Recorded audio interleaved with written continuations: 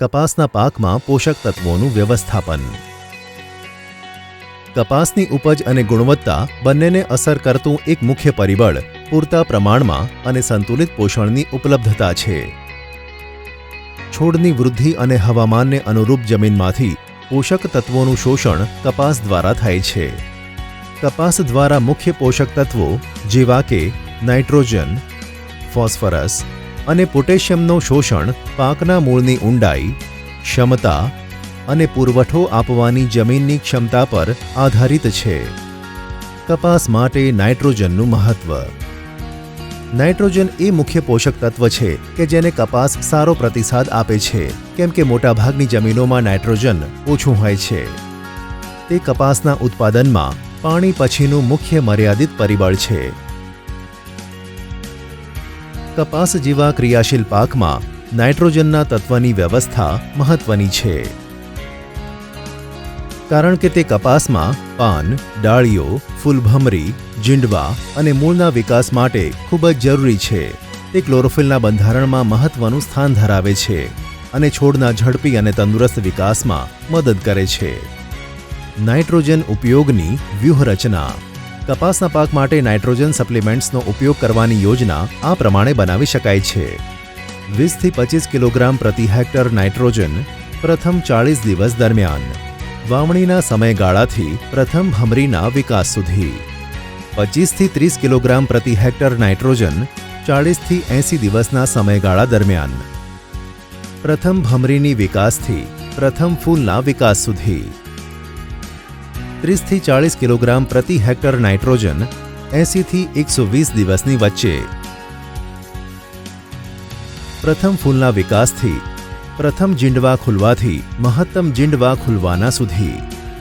વધુ પડતું નાઇટ્રોજન આપવાથી વધારે વાનસ્પતિક વૃદ્ધિ અને પાક ઉતારામાં મોડો થશે. ઉપરાંત પાકમાં ચૂસિયા જીવાતોનો ઉપદ્રવ વધવાની શક્યતા રહે અને રૂના તાતણા પણ નબળા પડી જાય છે, જે ગુણવત્તાને માઠી અસર કરે છે.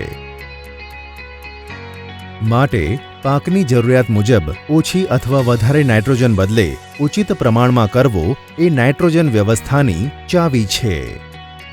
પોષક તત્વની વ્યવસ્થા માટે સપ્ટેમ્બર કેમ નિર્ણાયક સમયગાળો છે? નાઇટ્રોજન, ફોસ્ફરસ, સલ્ફર અને જસતની અધિકતમ ખપતનો મુખ્ય સમયગાળો 90 થી 110 દિવસનો સપ્ટેમ્બર આસપાસ હોય છે. પોટેશિયમ, કેલ્શિયમ, મેગ્નેશિયમ, બોરોન અને તાંબા જેવા પોષક તત્વો માટે અધિકતમ ખપતનો સમયગાળો થોડો મોડો આવે છે, જે 110 થી 120 દિવસની વચ્ચેનો હોય છે. જમીનની સ્થિતિ અને પોષક તત્વની લબ્ધતાને આધારે જમીનને સમૃદ્ધ બનાવવા અને પોષક તત્વોના પૂરતા પુરવઠાની ખાતરી કરવા માટે ખાતર 5 થી 15 દિવસ અગાઉથી આપવું આવશ્યક છે.